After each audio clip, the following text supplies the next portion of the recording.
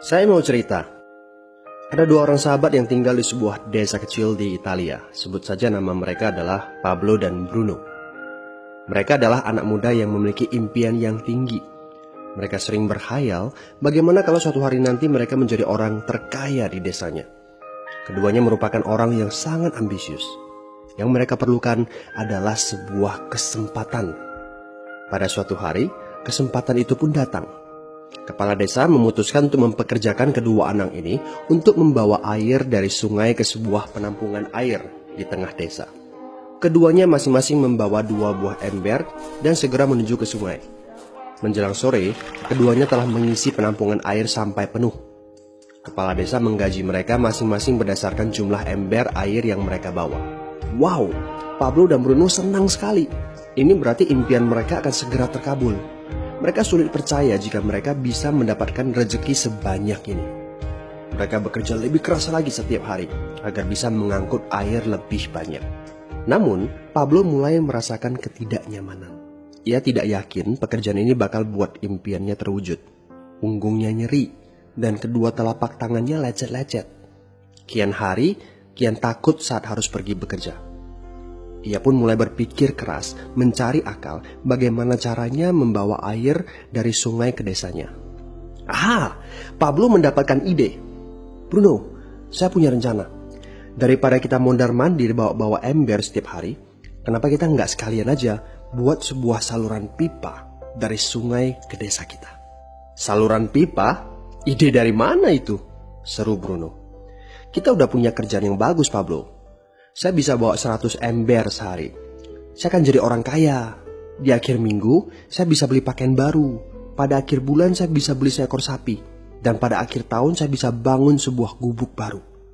Nggak ada kerjaan sebagus ini di desa ini. Setiap minggu kita bisa liburan. Setiap akhir tahun, kita berhak cuti selama 2 minggu dengan gaji utuh. Kita akan punya hidup yang layak. Jadi buang jauh-jauhlah pikiran untuk bangun saluran pipa. Tapi Pablo tidak putus asa. Ia akhirnya memutuskan untuk bekerja paruh waktu. Ia tetap bekerja mengangkut ember-ember air. Separuh waktunya, serta di akhir pekan, dia luangkan waktu untuk bangun saluran pipanya. Hal itu tidak mudah.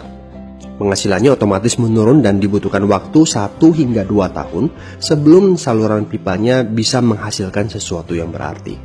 Bruno dan orang-orang desa mulai mengejek Pablo. Dia menyebutnya Pablo si manusia saluran pipa. Bruno yang berpenghasilan hampir 2 kali lipat dari Pablo terus memamerkan barang-barang baru yang berhasil ia beli. Sapi, keledai, pakaian, sepatu baru, gubuk bertingkat 2. Bruno bisa makan mewah di kedai.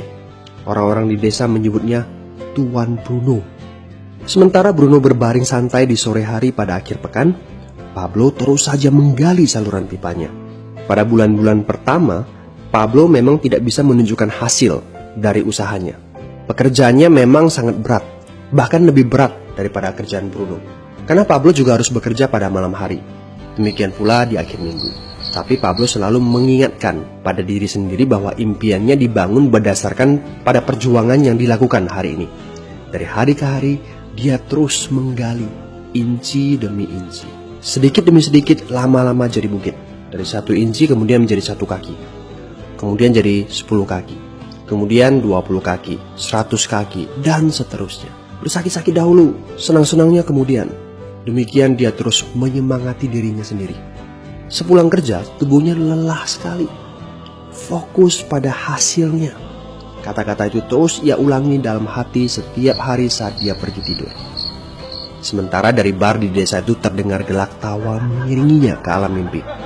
Ayo, fokus pada hasil akhir. Hari berganti bulan, saluran pipanya sudah setengah jadi.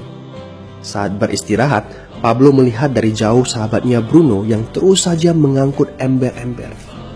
Bahu Bruno tampak semakin lama semakin membungkuk. Dia menyeringai kesakitan. Langkahnya semakin lamban akibat kerja keras setiap hari. Dia semakin jarang bersantai-santai di tempat tidur gantungnya. Dia lebih sering terlihat di bar, duduk dengan wajah letih dan murung.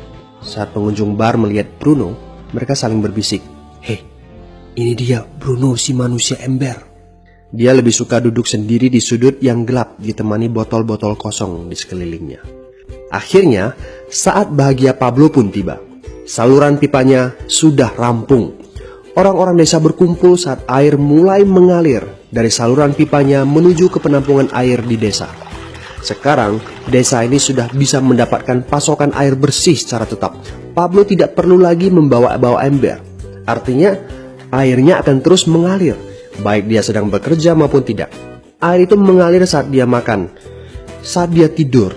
Air itu mengalir di akhir minggu ketika dia asyik bermain. Semakin banyak air yang mengalir ke desa itu, semakin banyak pula uang yang mengalir ke kantong Pablo. Apa moral dari cerita ini? Pertanyaan yang paling penting untuk kita renungkan adalah, siapakah Anda? Seorang pembawa ember atau seorang pembuat saluran pipa?